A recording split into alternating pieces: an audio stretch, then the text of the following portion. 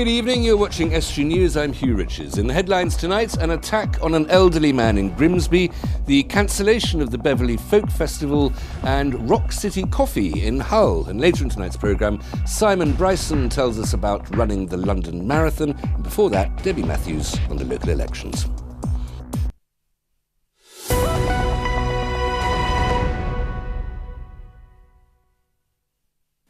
A 73-year-old man has been attacked and had his car stolen in Grimsby.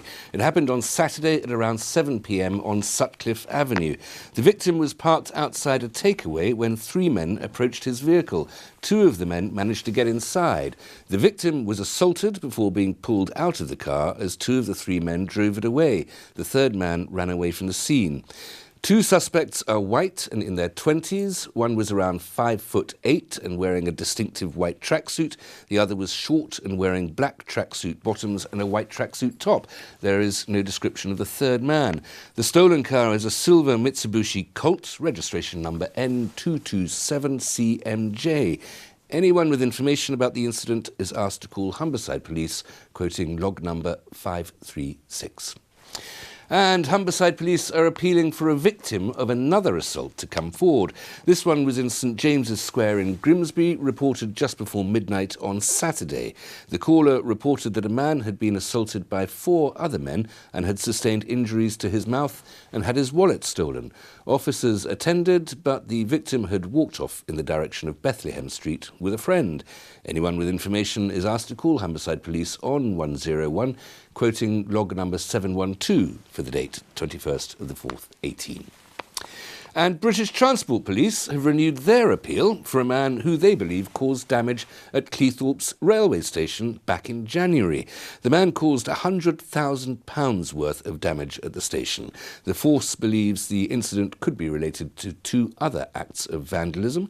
These include £10,000 worth of damage to tracks at Cleethorpes station last December and £10,000 worth of damage at Victoria Station's stagecoach depot in January this year. Anyone with information on that one is asked to contact the British Transport Police on 0800 405040 or text 61016, citing reference 049 of the 9th of January 18.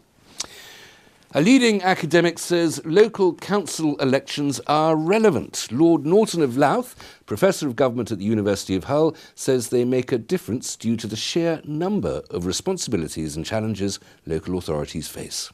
Well, it makes a difference in a number of respects. One is actually political, but the other is substantive in terms of local services. Local government has rather a lot of responsibilities.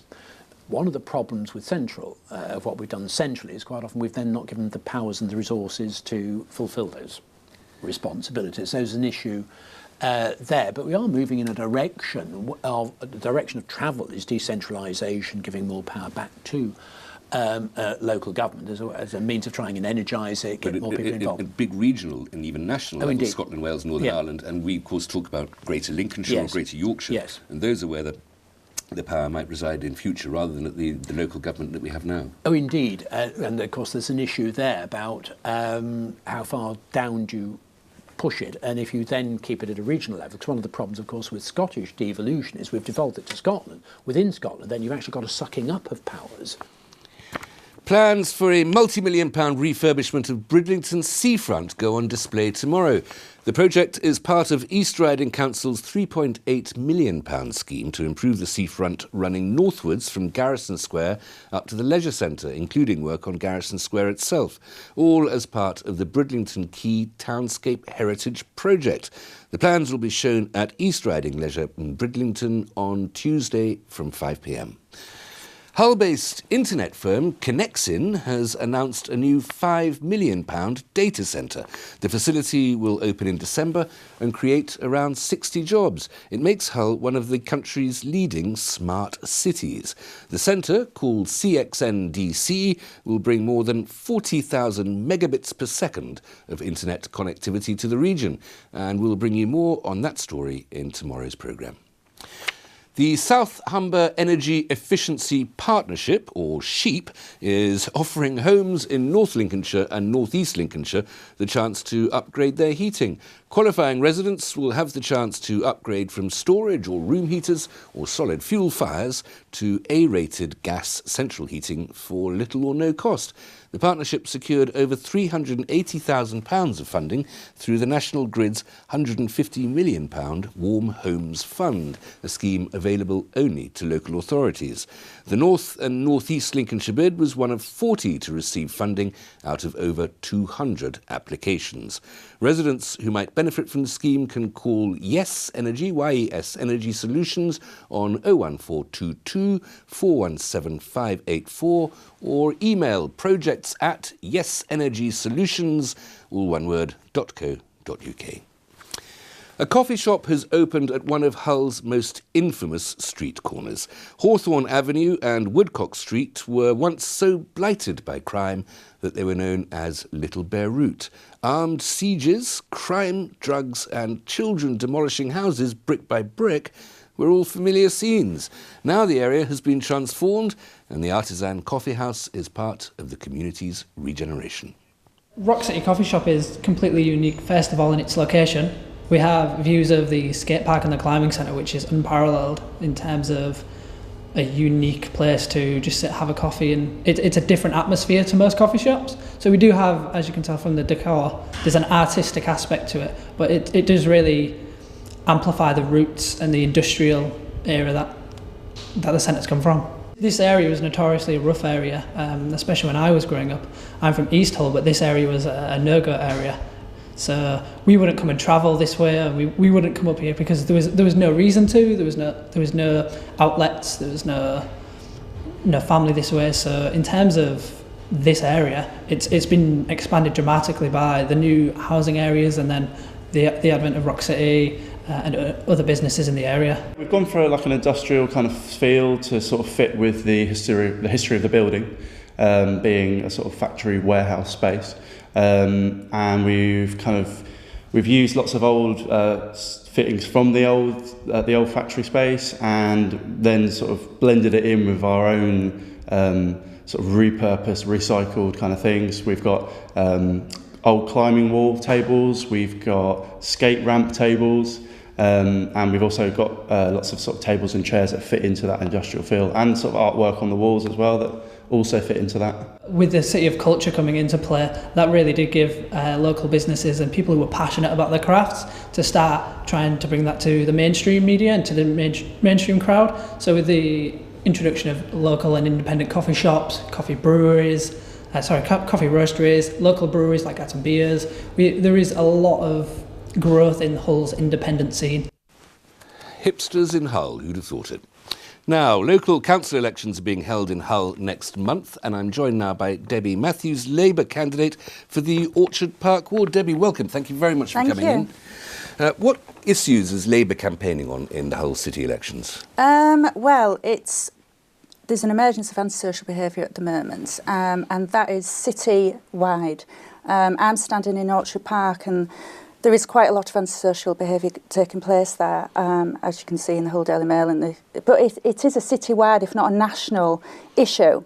And the main thing we have to do with antisocial behaviour is find out why people are committing crime, first and foremost. Is it because of the board? Is it because of substance abuse? What is it that's making them... They want other people's stuff. Well, yes, they do. I mean, they do. But there must be a reason why they're committing this antisocial behaviour. And people want to be able to walk to the shops and not be approached by gangs of youths. They want to be able to go to the shops, nice and peaceful, and not be confronted by crime and be a victim of crime. So the first thing we have to do is find out why they're committing this crime.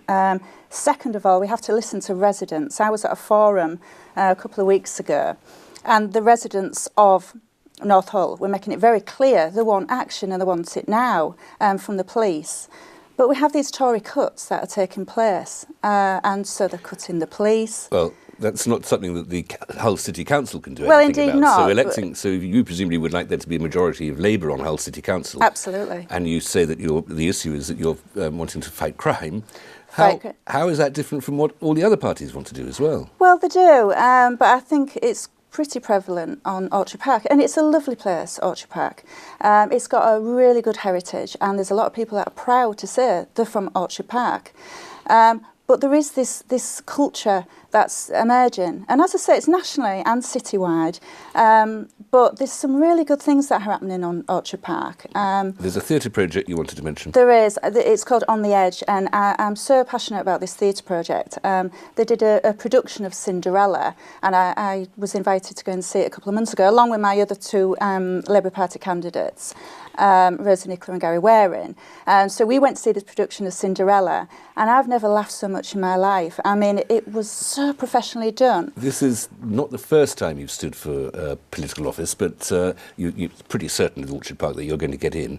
What made you want to be a councillor? Well, I've always wanted to be a Labour Party politician, or I've been an activist for the Labour Party for quite a number of years. So I've been. And you're a lawyer, of course. I'm a lawyer, yeah. So it seemed a natural progression.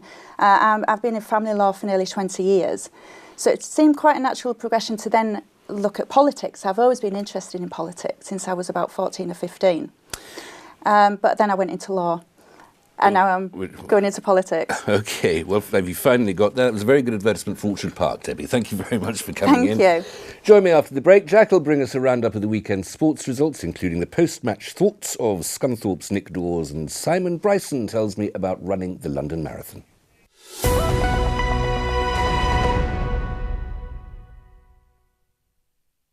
Welcome back. You're watching Estuary News. Still to come tonight, Jack brings us a roundup of the weekend sports results, including the post-match pensée of Scunthorpe's Nick Dawes, and Simon Bryson on running the London Marathon.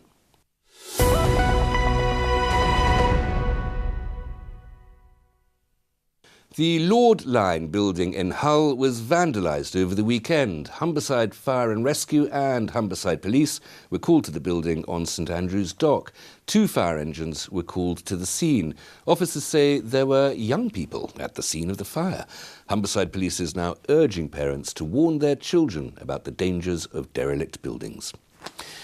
North Lincolnshire Council's Highways team will be repairing more potholes this week. From today, crews will be dispatched to Pottersford, Barnetby, Goxhill, Barton-upon-Humber and Isle of Axholme to repair roads. Last week, they filled in 497 potholes, with 3,350 filled in over the last 6 weeks. This year's Beverley Folk Festival is cancelled. The not-for-profit company has gone into voluntary liquidation. It says they'll be unable to refund people who bought tickets in advance of this year's event. Anyone who's bought tickets worth more than £100 is asked to contact their bank. The festival has been a mainstay of Beverley for almost 35 years. Bridlington Kite Festival will return for another year. This year's event takes place on Saturday the 19th and Sunday the 20th of May. Professional and amateur flyers will bring their creations to the skies over Sowerby Fields. St Stephen's Shopping Centre is sponsoring the event and will be hosting kite workshops in the build-up on Saturday the 5th and Sunday the 6th of May. The event lasts from 10 a.m. to 5 p.m. on both days, and it's free. April is Stress Awareness Month. The Talking Shop on Market Hill in Scunthorpe will be on the health bus next week, providing stress awareness advice. 1 in 4 people experience stress or anxiety during their lives. The health bus will be at Tesco on Gallagher Park in Scunthorpe on Friday from 10 a.m. to 2 p.m. Orsted has unveiled the first of 4 jacket structures that form part of Hornsea Project 1 offshore wind farm. The jackets will support a massive 2,800-ton structure known as a topside to form an offshore substation. Each jacket weighs 1,500 to 1,700 tons. That's around 250 times the weight of an elephant. The Hornsea Project 1 will be completed in 2020 and it'll be the largest offshore wind farm in the world, capable of supplying electricity to over 1 million homes.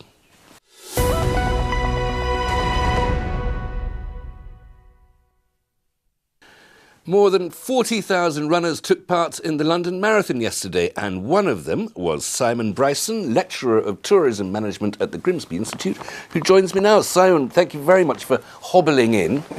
My pleasure, Hugh. How are you feeling? Exhausted, mentally and physically exhausted. Now, I see you're wearing a medal. I assume that suggests that you won. Well done, congratulations. It's big bling, thank you. I didn't quite win. You didn't? Where did he come? A chap called Mo Farah came a little bit. Well, I think he was third. I don't think he was won third. out. Yes. Do you get a position? Do you know where you came? I do, and it's something like 28,000, which 28,000. abysmal. No, it doesn't. 26.2 miles. That's a massive achievement. Congratulations. Well done. Thank you. And what was your time? It was 45 minutes longer than I'd anticipated. I had hoped for about 4.5 hours, but I had an injury about 6 weeks ago, and so I haven't really run any long distances in 6 weeks. And then chest infection, weather. I'm looking for excuses now. So I came in at 5 hours 23. Well, you don't need any excuses. In those health scares, we are reminded that this is a physically gruelling activity. I'm afraid we lost a runner yesterday. Yep, 29 years old. Which is absolutely tragic. It's very sad. But anyway, thank goodness you got round. 45 minutes longer than you expected to cover 26 miles. One thinks of the traffic, really, but that's a fantastic achievement. It was phenomenal from start to finish, impeccably organised, everything. There were complaints this morning, apparently, that there was a lack of water stations or a lack of water, running out of water. I didn't see any of that. I think they put on an extra 8 water stations. Well, that's because it was the hottest ever London Marathon. 24 degrees, but somebody else said it could be a trackside. It could have been up to 30 degrees. It was brutal, Hugh. It was absolutely brutal. Were you never tempted just to stop and have a bit of a breather, pop up for a cup of tea? A cup of tea and a slice of cake. I did stop for a couple of wee stops. That's urine stops, yes. Not as opposed to a short yes, break. Thank you. All right. And at one point I thought I'm going to have to walk, but I thought, no, I can't do it. Got to continue running. And you're raising money? Raising money for the Links and Knots Air Ambulance, as you can see there. I've raised just £8,900. Plus the tenner I've just given you.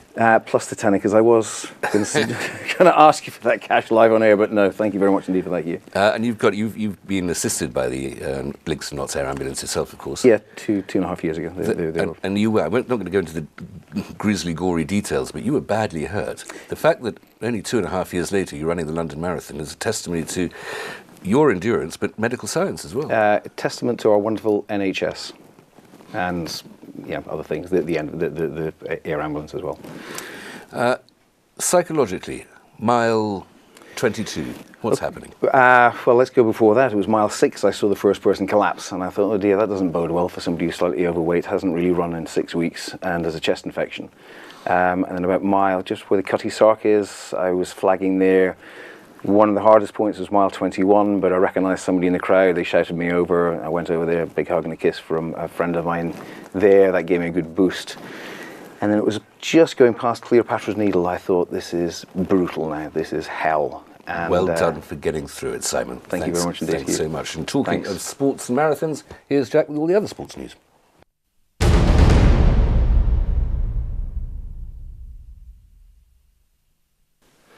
Hull City played out a 10-goal thriller with Bristol City on Saturday. The Tigers drew 5-5 in a topsy-turvy contest at Ashton Gate, securing their championship status for next season in the process. Harry Wilson gave Hull the lead before Marlon Pack and a double from Famara Dichu sent the hosts 3-1 up. A Frank Fielding own goal brought the score back to 3-2, while Bobby Reid made it 4-2 to Bristol City. Wilson then got his second of the game before goals from Abel Hernandez and Fraser Campbell saw Hull turn it around as they led 5-4. However, that wasn't the end of the drama as Joe Bryan equalised, ensuring the game ended all square at 5-5. Despite the late goal, Hull City will be playing Championship football again next season thanks to that result. Nigel Adkins' side have 48 points, which means they cannot be caught by any of the bottom 3 with 2 games to go. On to League One, and unlike in the whole game, there wasn't an abundance of goals, but it was the right result for Scunthorpe United. The Iron beat Walsall 1-0 in a tightly contested match at Glanford Park on Saturday. On loan Forest midfielder Ryan Yates was the hero of the hour, heading home in the second half to give United the all-important 3 points. It was their second 1-0 win in a row and means Nick Dawes is still unbeaten so far in his 4 games since succeeding Graham Alexander back in March. After the game on Saturday, Dawes said his side stood up to the conditions well. I felt the conditions didn't help us because it was difficult to get the ball down and move the ball quickly. That made it tougher for us. It made the way that Walsall wanted to play it a little bit easier, because they bypassed our midfield and went quite direct up to the strikers and played for, I wouldn't say played for, but got a lot of positions to take the long throws, and then worked hard to stop us getting any momentum. So yeah, it's been a tough afternoon, but that's what we expected, but we've come away with a win. Let's take a look at the table then, and that win keeps the Iron inside the playoff places in 6th position. But crucially, they've opened up a gap on 2 of the chasing pack below, with both Plymouth and Portsmouth both losing at the weekend. Moving on to League 2, and Grimsby Town took a giant step in their bid to avoid relegation to the National League. The Mariners won on the travels for the first time since November, as they beat Swindon 1-0 at the county ground on Saturday. And once again it was that man Mitch Rose who got the goal for Town, and yet again it was from the penalty spot. Rose confidently slotted home from 12 yards for the 3rd game running, as Town made it 2 wins from 3. After that result, the outlook looks much brighter for Michael Jolly's side. They're now 5 points above second bottom Barnet, with just 6 points left to play for. Meanwhile, Chesterfield can no longer catch Grimsby and so have been relegated out of the Football League for the first time since 1909. And finally, in Rugby League, Hull Kingston Rovers are through to the next round of the Challenge Cup after a comfortable victory at Oldham. The Robins cruised past their League One opponents in a 6-try win. Adam Quinlan starred with a hat-trick, while Chris Atkin, Will Oakes and Will Dagger registered efforts for Tim Sheen's side.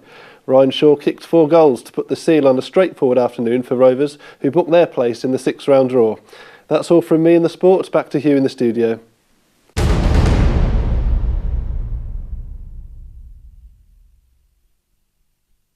Thanks very much, Jack. That's the first time I've done marathon reporting. Very satisfying. That's it for tonight. If you've a news story or any other reason to contact us, Facebook and Twitter are available, or you can email news@estuary.tv or phone Grimsby 01472315553 or write to us at Estuary TV, DN34 5BQ. Until tomorrow, from all of us here, good evening.